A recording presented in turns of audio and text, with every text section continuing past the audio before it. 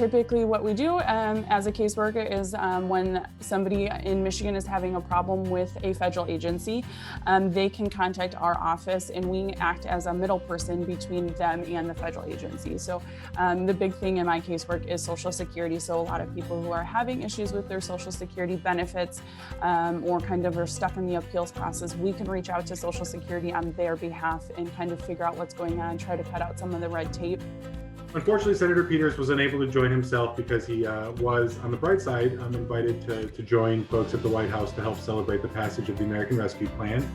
But in addition to obviously pushing for that very large and impactful and important piece of legislation, he also, as chair now of the Senate's Homeland Security and Governmental Affairs Committee, really gets to play a larger role in helping set the agenda and kind of focus the priorities of that committee. You know, one thing that I have found is folks would sometimes ask me, like, what should I study? And obviously there are some classics like political science and history and pre-law and English and whatever. But I always tell people, just like, really, like, what are you passionate about? Because for better or for worse, government is involved with everything.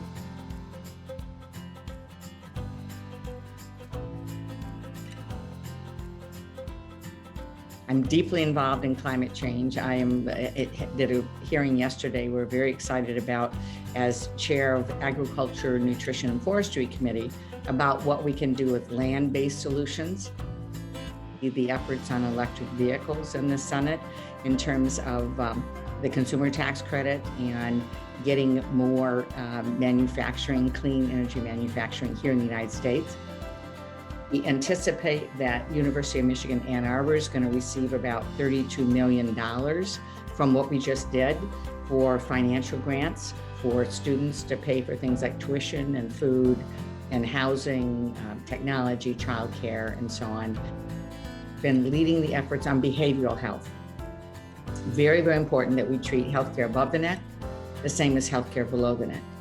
And the stress that has been added by the pandemic for people is helpable and is even more of a reason why we have to do so much more.